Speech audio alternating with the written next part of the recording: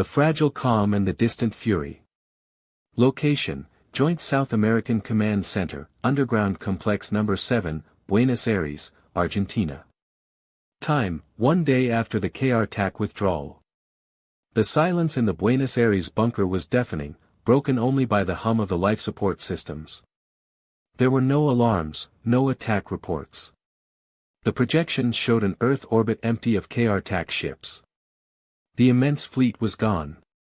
President Solis stood up, his gaze passing over the exhausted faces of his companions. They left. We did it. The Goliath worked. A faint applause broke the silence, mixed with sighs of relief. Li Na, on the screen from Beijing, allowed a rare smile, fleeting like a mirage, to cross her lips. A Pyrrhic victory, perhaps, but a victory. We expelled the destroyer. For now. Marshal Kuznetsov spoke with contained euphoria. They underestimated desperation. They never expected a primitive planet to strike at their very essence. But the relief was fragile. President Maxwell, though smiling, pointed at the screen. They're out. But they haven't gone forever. Their logic of extraction is relentless. We must assume this is only a pause, a readjustment. Exactly, confirmed Li Na, solemnity returning to her voice. We did not annihilate the fleet. We only scared them enough to withdraw and reassess. Their central harvester was destroyed, yes, but the rest of the fleet remains intact. We must prepare for their return, and this time they will come with even greater determination and possibly with weaponry we cannot even imagine. The orders were immediate. The few remaining resources of humanity were redirected to the reconstruction of key defenses, focusing on improving dark energy detection systems and fortifying underground bunkers. The scientists of the Goliath project, although elated, were put back to work. They needed to better understand the weapon they had created, replicate it if possible, and produce as many as they could for a new attack. The counter-frequency network, though decimated, had to be urgently repaired. Every nation, from the smoking ruins of its cities, began to mobilize its few survivors for the task of preparation. Peace was a temporary illusion, the war was on pause. Chapter 39, The Roar of the Empire. Capital Imperial KR-Toxis Prime. Location, High Council Hall of the KR-TAC Hegemony, Imperial Capital KR-Toxis Prime. Time, days after the withdrawal of the Vanguard fleet from Earth's orbit. The three-dimensional hologram of the Central Harvester, imploding played on repeat in the center of the immense KR-TAC High Council Hall. 6 figures and the Supreme Commander Valerius formed a circle. They were the elders of the hegemony, the supreme leaders of an empire that spanned thousands of star systems. Their silence was the true measure of their fury. Supreme Commander Valerius, speaking to the members of the KR-TAC Council. The Vanguard fleet of Emperor XYLAR has reported an unprecedented incident in Entity 347 Gamma. Elder Primus, his voice resonating with an authority that stirred the air in the room, interrupted. Incident, Valerius. The reports speak of the neutralization of a Central Harvester, class battleship, a vital unit for large-scale extraction. And the total retreat of a Vanguard fleet. By a Gamma-class entity. Explain yourself.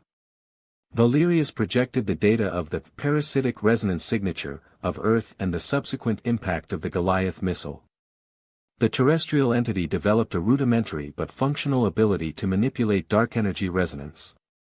They launched a projectile that, during an energetic transition moment of our ship, created a self-destructive dissonance in the core of the Central Harvester. It was not a conventional kinetic or thermal impact. It was a corruption of its own power source. Elder Secundus, known for his implacable logic, intervened. Corruption? Of our energy? By an inferior entity? This is an affront to the purity of the hegemony. How could a civilization in the early stages of spatial manipulation achieve such an imperfection? Emperor XYLAR, whose holographic image also joined the meeting, though in a subordinate position, interrupted. The terrestrial entity does not control dark energy as we do. They have learned to parasitize it, to use their own planetary interference to create a noise that resonates with our own energy emissions. The risk of large-scale contamination of the harvest of Entity 347 Gamma was too high to ignore. The retreat was a tactical decision to protect the primary resource. Silence, HFY. Elder Primus radiated overwhelming authority. The hegemony has waited too long for a great harvest like this one. A Beta-Alpha class resource.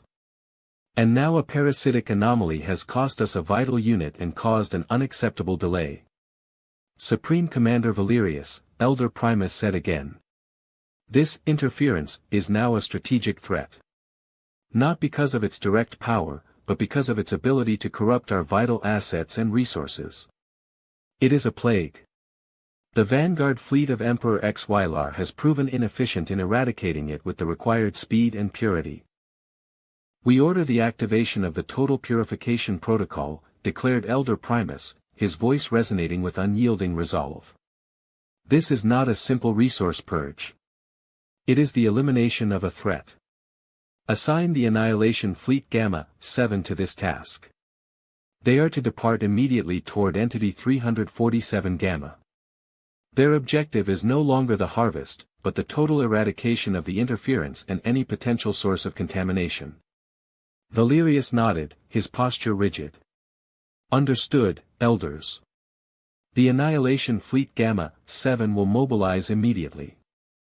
Entity 347 Gamma will be purified down to its foundations. HFY, upon hearing the order, felt a chill uncommon to KR-TAC physiology. The Annihilation Fleet Gamma 7. They were the planetary destroyers of the hegemony, used to sterilize entire worlds.